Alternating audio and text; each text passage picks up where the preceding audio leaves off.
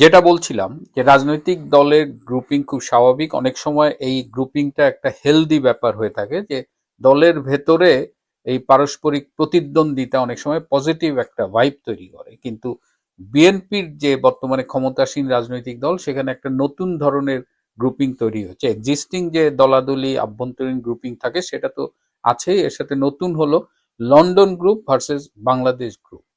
আপনারা জানেন যে 2008 সালে মুচলেকা দিয়ে আর কোনোদিন রাজনীতি করবেন না, এই ধরনের একটা মুচলেকা দিয়ে সেই সময় তারেক রহমান লন্ডনে চলে গিয়েছিলেন।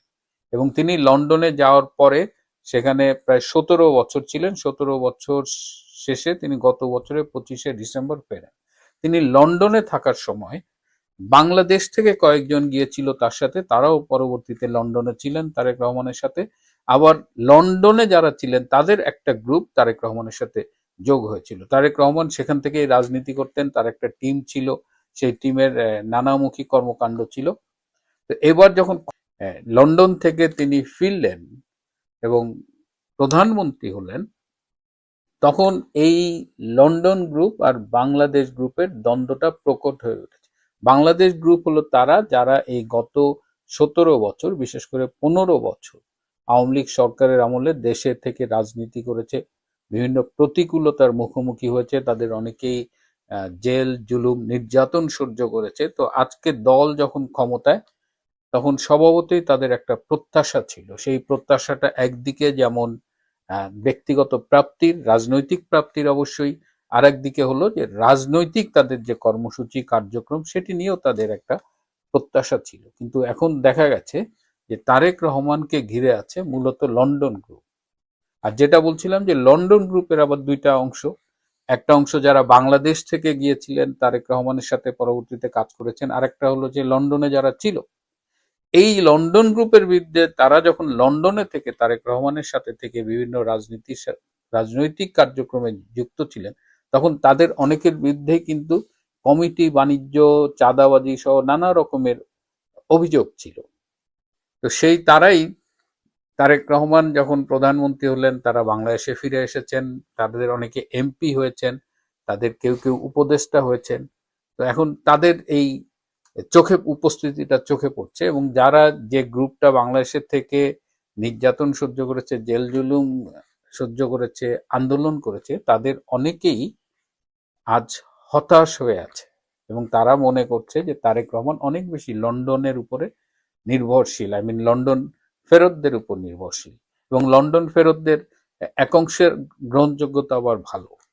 যেমন ধরেন, প্রধানমন্ত্রীর যে প্রেস সচিব সালেহ শিবলি, তিনি কিন্তু বাংলাদেশেই একজন সাংবাদিক হিসেবে কাজ করতেন, প্রতিষ্ঠিত ছিলেন। এবং এই সালেহ শিবলিদের যে গ্রুপটা ছিল সাংবাদিকদের, তারা কিন্তু দলমতের ঊর্ধ্বে তাদের একটা গ্রহণযোগ্যতা ছিল। তারা রিপোর্টার্স ইউনিটিতে নেতৃত্ব দিয়েছে, তাদের আরো কয়েকজন ছিল। তো সালেহ শিবলিরা যখন ফিরে এসেছে, তারেক রহমানের প্রেস সচিব হয়েছে, তখন সেটা কিন্তু সাংবাদিক মহল, বিশেষ করে যারা বিএনপি ঘরানার, তারা অধিকাংশই মেনে নিয়েছে। পাশাপাশি এই যে পররাষ্ট্র উপদেষ্টা হুমায়ুন কবির, তিনি এসে যেভাবে কাজ করছেন, তাকে ইভেন পররাষ্ট্র মন্ত্রণালয়ের ভেতরেও তার গ্রহণযোগ্যতা তেমন নেই। এবং তিনি আসার পরে যেভাবে কথা বলছেন, যেভাবে ধমক ধমক দিচ্ছেন, তাতে তার পররাষ্ট্র বিষয়ক জ্ঞান নিয়েও প্রশ্ন উঠেছে। এবং এটাও প্রশ্ন উঠেছে যে তিনি কি বর্তমান সরকারের পররাষ্ট্র নীতি নির্ধারণ করেন কিনা। তিনি একদিকে ভারতকে শাসাচ্ছেন, আবার বলছেন চীন ভারতের মাঝখানে বল হবে না, রেফারির ভূমিকায় যাবে। তো তাকে কেন রেফারির ভূমিকা নিবে, এটা নিয়ে কিন্তু বিএনপির ভেতরেই কথা হচ্ছে।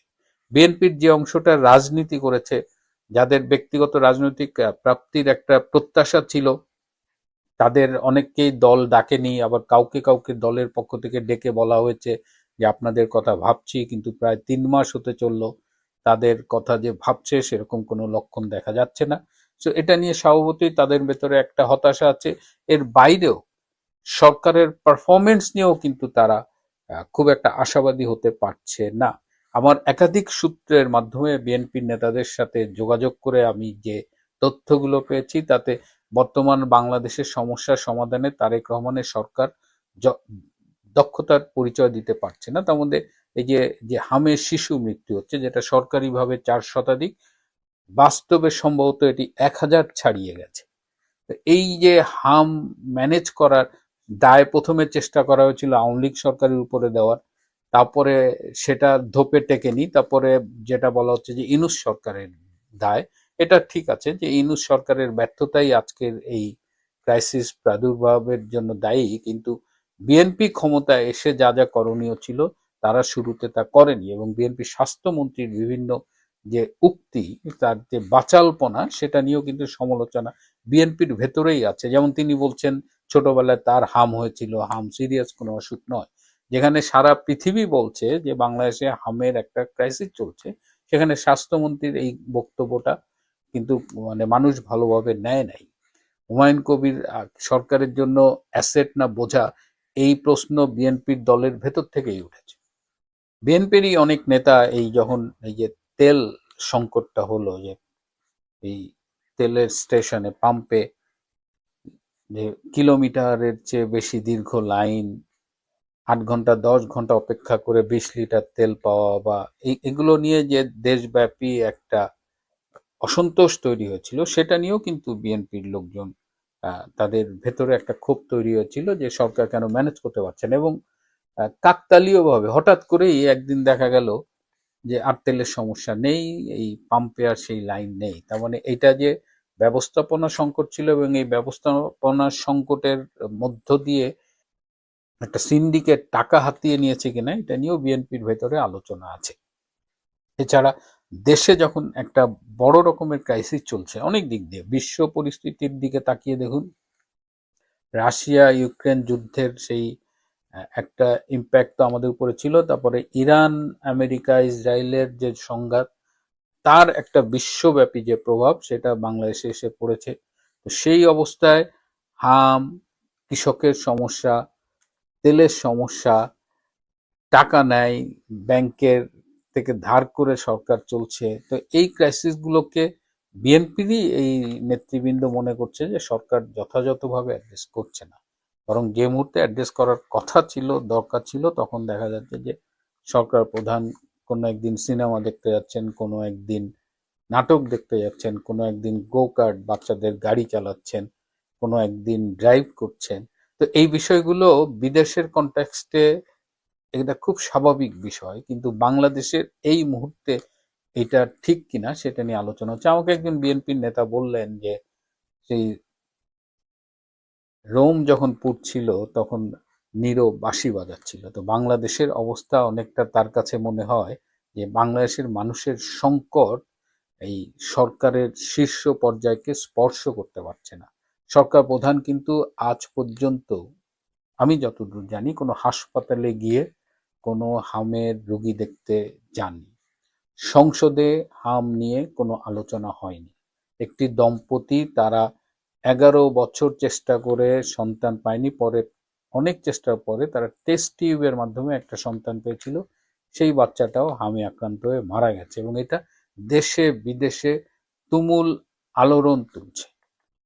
বিএনপি হয়তো বাংলাদেশের মিডিয়া নিয়ন্ত্রণ করে মনে করছে যে যেমন উট যেমন বালির মধ্যে মুখ ঢেকে রেখে তার পরিপার্শ্ব দেখে না, মরুভূমিতে ঝড় হলে টের পায় না বা উপেক্ষা করে, তো বাংলাদেশ সরকারের অবস্থা ওরকম হয়েছে। কিন্তু বিএনপির ভেতর থেকেই প্রশ্ন উঠছে যে অন্ধ হলে কি প্রলয় বন্ধ থাকে। দেখা যাক বিএনপি তার আভ্যন্তরীণ এই দ্বন্দ্ব, এই লন্ডন গ্রুপ বাংলাদেশ গ্রুপের বিভেদ, এগুলো কিভাবে মোকাবেলা করে, এবং এসব মোকাবেলার পাশাপাশি তাদের যে মূল দায়িত্ব সরকার হিসেবে বাংলাদেশের মানুষের সমস্যার সমাধান করা এবং দেশটাকে ভালোভাবে পরিচালনা করা, সেটা তারা এখন পর্যন্ত যা দেখছি তাতে তো খুব আশাবাদী হওয়ার মতো কিছু দেখছি না। দেখা যাক তারা কি করে। প্রিয় বন্ধুরা, আজ এ পর্যন্তই। ভালো থাকবেন, সুস্থ থাকবেন, তার চেয়েও জরুরি হলো নিরাপদে থাকবেন। সবাইকে অনেক ধন্যবাদ।